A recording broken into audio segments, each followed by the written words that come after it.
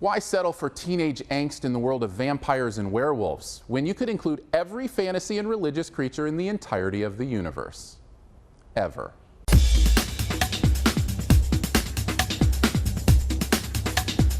The Mortal Instruments City of Bones is a movie just as boring, congested, and confusing as its title. Based on a popular book series by Cassandra Clare, the movie follows a teenage girl as she discovers she's what's known as a shadow hunter, which is apparently a group of usually invisible beings who draw on themselves to create superpowers and engage in conflicts with every category of otherworldly bad guy you can think of.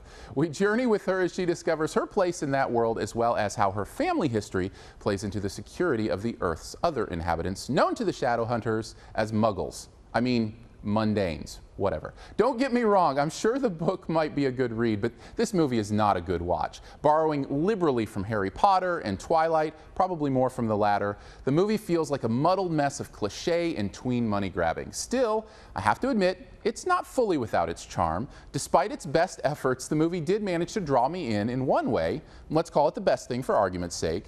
The world is pretty interesting. Every once in a while, I found myself captivated by a concept that was both interesting and well executed. Whether it be the runes, which were the symbols that the shadow hunters would tattoo on themselves for different purposes, or the sonic screwdriver-like wands that they had, there were moments where I thought, well, at least someone with a creative intelligence had their hands in this at some point.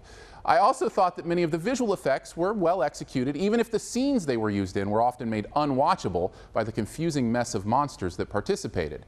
And that's the worst thing about City of Bones. There's just too much stuff. This amount of exposition can work in novel form, but trying to squeeze it into a 2-hour film becomes a futile task.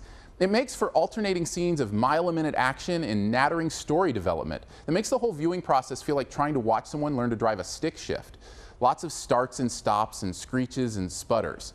The low-key acting, which is apparently how the kids do it these days, doesn't do much to alleviate these issues. And there's one performance that's so bad, I almost feel mean even calling them out. But since it's my job, it's the friend who wishes he were more than a friend. It's one of those performances you figure even their family and friends were like, whoa, dude, kind of missed the mark on that one.